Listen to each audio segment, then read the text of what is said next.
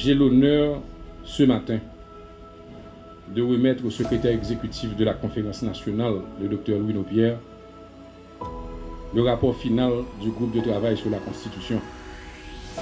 Je rappelle au grand public et à la presse en particulier que le décret du 17 juillet 2024 portant création, organisation et fonctionnement de la Conférence nationale prévoyait également la création d'un groupe de travail qui disposait de 3 mois pour s'acquitter d'une double mission. La première, c'était celle de consulter les acteurs, associations, organisations, mouvements et groupes d'intérêt de la vie nationale. Je cite ici l'article 2 du décret. Et la deuxième, c'était qu'à la lumière de ces consultations, bien sûr, présenter l'ensemble des propositions pour l'élaboration d'une nouvelle constitution ou pour une révision constitutionnelle, puisque dès lors qu'il y a un changement à la loi mère, que ce soit une réforme, une révision, c'est une nouvelle constitution, excepté si cela se fait dans le cadre d'un amendement et il y a une disposition, un dispositif prévu en la matière. Les 3 mois octroyés au groupe de travail sur la Constitution étant arrivés à terme, c'est avec le sens du devoir accompli que nous remettons ce rapport.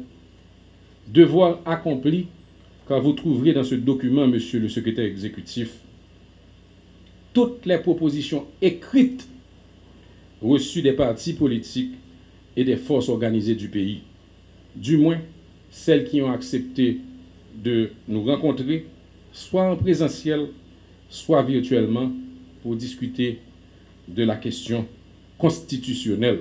Ce document que nous vous remettons aujourd'hui ne contient pas un texte constitutionnel comme beaucoup l'auraient souhaité. À cela, il y a plusieurs raisons. La première raison est que nous avons préféré nous en tenir à la lettre, à notre mission telle que définie dans le décret du 17 juillet, qui précise de façon non équivoque que le groupe de travail sur la Constitution devait collecter, j'ouvre les guillemets, l'ensemble des propositions. L'ensemble des propositions reçues des acteurs, des associations, des mouvements et des groupes d'intérêt de la nation, c'est-à-dire des forces vives du pays, incluant les partis politiques intéressés au premier chef à la question constitutionnelle. C'est ce que nous avons fait avec sérieux et autonomie totale. Nous avons privilégié l'écoute et multiplié les rencontres du matin au soir avec une multitude d'organisations diverses dont les contributions seront des éléments précieux pour la future révision constitutionnelle une fois les conditions réunies. D'ailleurs, monsieur le secrétaire exécutif, nous remettons également en annexe de ce rapport une analyse synthèse de ces propositions qui font ressortir les grandes tendances observées. Nous vous recommandons de les rendre publiques au fin de toujours privilégier la transparence. Cette analyse sera l'élément essentiel à prendre en compte dans la rédaction future de nouveaux textes constitutionnels. La deuxième raison est que, puisqu'il est de notre responsabilité aujourd'hui de rendre compte de ce que nous ont dit les secteurs, il est indiqué de souligner qu'une large majorité des acteurs rencontrés recommandent, dans la mesure du possible, la mise en place d'une assemblée constituante. Cette démarche visant à renforcer la légitimité du processus de révision constitutionnelle et à en assurer un caractère démocratique, transparent et participatif. Encore une fois, si ce scénario devait être retenu, celui de l'Assemblée constituante, le rapport du jour reste essentiel puisqu'aucune Assemblée constituante ne peut délibérer sans tenir compte de ce que pense la nation. La troisième raison est que nous avons rencontré d'énormes difficultés dans l'exercice de notre mandat de 3 mois en raison de la crise multidimensionnelle qui traverse le pays.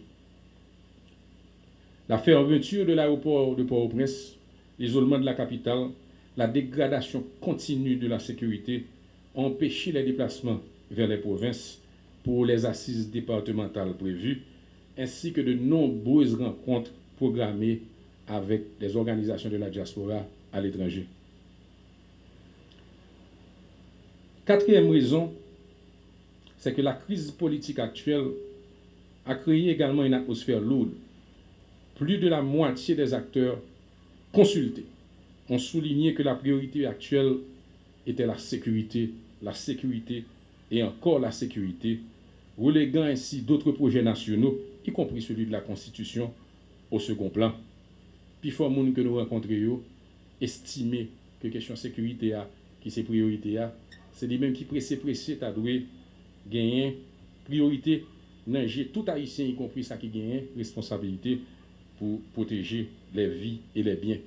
Donc, situation, ça a fait que l'ambiance générale, l'environnement général là, vient un peu difficile parce que l'on va parler de révision constitutionnelle, on va parler de nécessité pour une ambiance de participation, une ambiance de confiance et une ambiance côté facile pour voyager de tous côtés pour rencontrer tout secteur de la vie nationale, là, quel que soit côté dans 4 coins pays. Monsieur le secrétaire exécutif, la remise de ce rapport n'est donc qu'une première étape vers la révision constitutionnelle.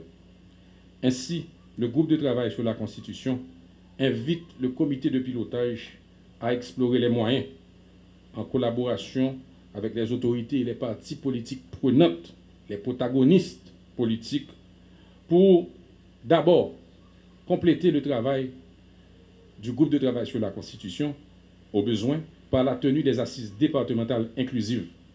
Nous pensons qu'il est extrêmement important pour que dans tout pays, dans toute localité, dans tout quartier, dans tout département, dans toute commune, que débat sur question constitution arrivé et que chaque monde voit une possibilité pour disons, quel que soit côté dans le pays. Deuxièmement, nous souhaitons qu'il puisse évaluer la volonté exprimée par une majorité d'acteurs en faveur d'une assemblée constituante avant tout vote référendaire. Le rapport du groupe de travail sur la Constitution, enrichi des propositions émanant des assises départementales, pourrait éventuellement servir de base aux travaux et aux délibérations de l'Assemblée constituante, ou du moins à la rédaction d'un texte qui sera mis en discussion au niveau des travaux de l'Assemblée constituante. Troisièmement, nous leur demandons également de considérer la demande de plusieurs acteurs qui appellent à trouver une solution à la crise politique actuelle qui demeure un obstacle à tout processus participatif sur la question constitutionnelle. Là, difficile pour nous jouer un consensus sur un bagage aussi important que la Constitution si pas gagner un environnement général qui propice que c'est au niveau politique, côté que partis politiques et responsables de joindre un compromis réaliste et concret, que c'est d'un point de vue sécuritaire, côté que plus grosse priorité aujourd'hui, c'est la question de sécurité. Nous ne pouvons jamais arriver dans une révision constitutionnelle efficace, ça veut dire qu'il ramasse tout le monde, et nous ne pouvons même jamais arriver à un calendrier électoral réaliste, tout autant que nous ne pouvons avoir une solution à la crise politique. Là. Le groupe de travail invite donc les protagonistes de la crise à renouer avec le dialogue pour établir ce consensus indispensable à la réussite des grands chantiers de la transition.